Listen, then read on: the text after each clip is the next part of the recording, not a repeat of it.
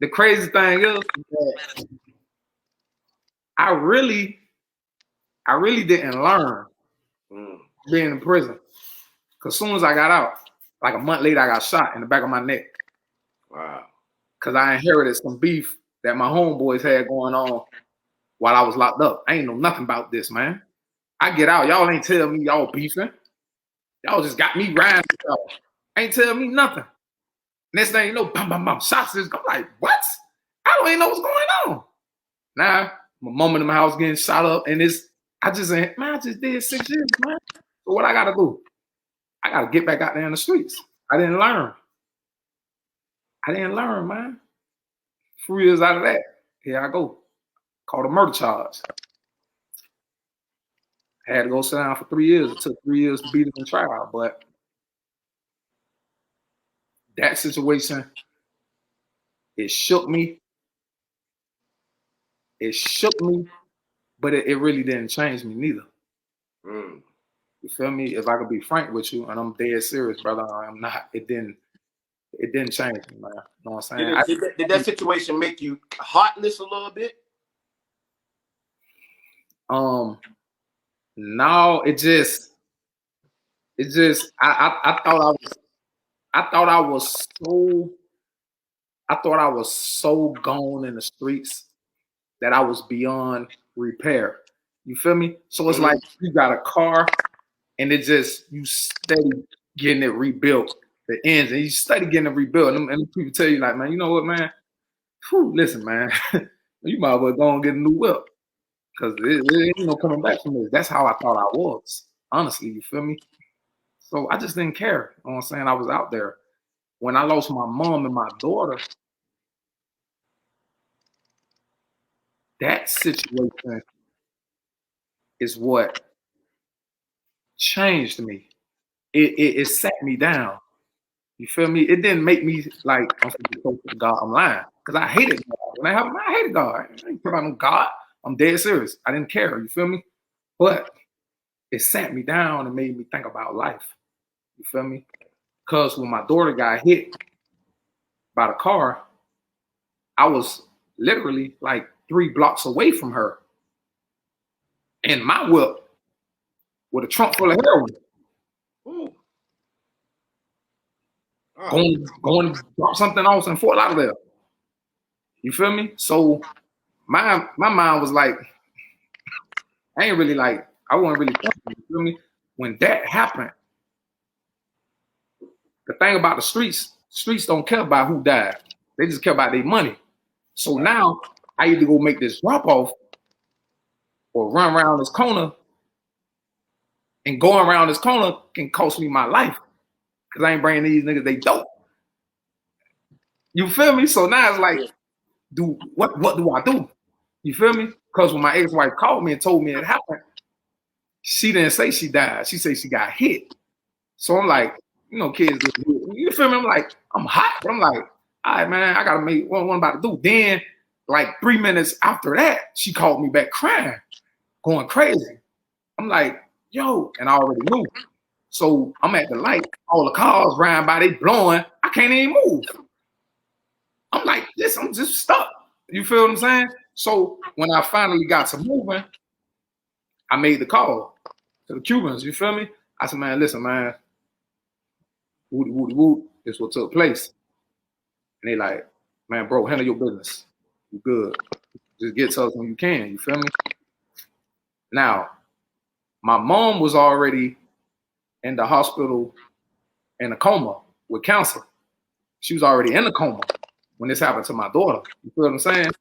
So when my daughter died, my mom died that night, like 10:45, something like that. My little brother called me. You feel me? And my daughter, like around like 2:50, she was coming from school going to like the park. You feel what I'm saying? And the crazy thing is that the dude who hit her with the car, I know him. I used to sell him lean. I used to serve him. Wow. So this is deep, man. When he did it, he told everybody who was there, if they say something, he gonna shoot. And kept riding. Oh. Yep. So me personally, on camera, I'm gonna be the straight up the nigga you ever meet. I ain't gonna hide. I ain't gonna lie about nothing. I ain't pray for that nigga. I want blood. Just being real. I wanted blood. I wanted blood. You feel me? I wanted to take his child life. His child was like 4 years old. I ain't even care. That's how my mind was. I ain't care. I wasn't no, oh, I mean, pray for him. And man, I wanted blood. On the internet, I'm saying this. I don't care who listening. I'm dead serious. I'm dead serious, man. I didn't care about nothing. Nigga couldn't tell me about no God, man. I wasn't trying to hear nothing. Nothing. I wanted blood. I don't care who hit, man. I don't care if your mammy hit, nigga. I wanted blood. That's what my mind was. You know how much it took, man, for God to reconstruct my heart, the Most High? I ain't talking about that cracker they praying to, neither. I ain't talking about that cracker. It's still a lot of people always to say, like, talk about you and say, man, this brother always going at people, but he don't go at white folks, but he going at people. What did you do when you was young to white folks, though? That's what. Say, all I did is go at white folks. I go at white folks during the legislative session when I go change laws at the Capitol. I go at white folks when I go to Washington, D.C. and sit in Ted Cruz's office and try to persuade him on why he needs to go with this law. Fuck, I'm gonna go at white folks on the internet for what that's gonna accomplish. You gotta attack them with laws and blood. We done already spilled the white man blood. And true, let me ask you this though. Do you see anytime soon that the black race, do you see separation in the black race from your opinion? Are we ready? We already separated. We already separated, homie. We separated by baby mama, baby daddy. How much more separation do we need when black men don't marry black women? They just make babies with them. Yeah. How much more separated can we be when you're not in the house with your son, your daughter?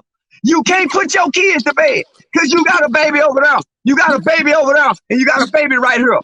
Yeah. And you got another nigga baby. Wow. And he ain't around.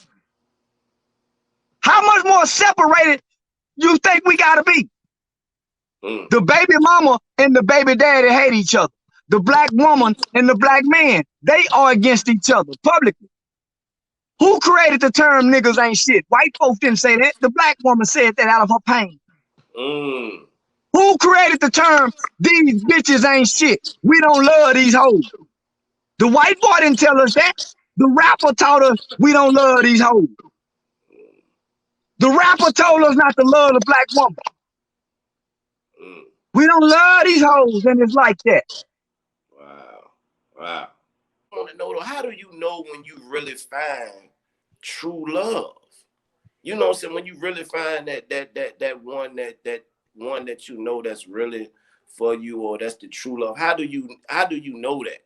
Because some people didn't experience that, like me. You know what I'm saying? I'm talking about like far as knowing that true one that's one for you, that true love. How do you know what I'm saying? How do you know that when that is arrived, when it comes, or when it's there, or when it's in your face? How could you tell?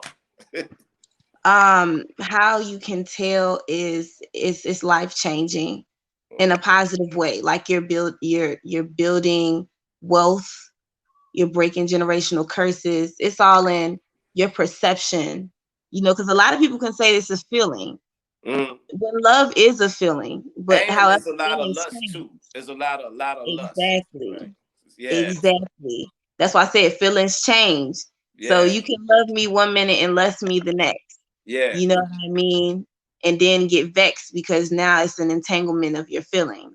You know, so that's why you go into like, what is it doing for me? What is it bringing in for me?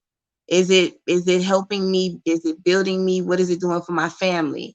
Do I see a future with this person? Because a lot of times people don't realize, this is why we talk about detachment, is even in Tantra, you know, we talk about detachment, but also loving somebody. You can love somebody and be detached. You can. Yeah. Because everybody is there for a reason and a season.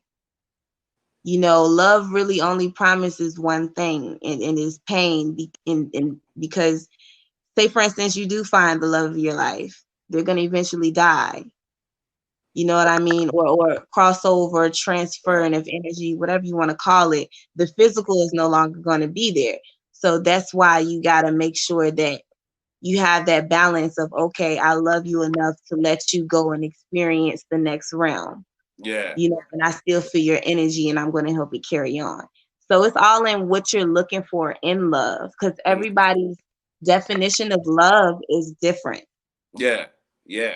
Now, Chief Gazi, what I want to talk about in far as with the organization, I want to talk about political education, and I want you to, tell the viewers out there how important it is for, people, if they want to join organizations or anything, to have political education. Can we, stress the importance of that for the people? Let the people know about that.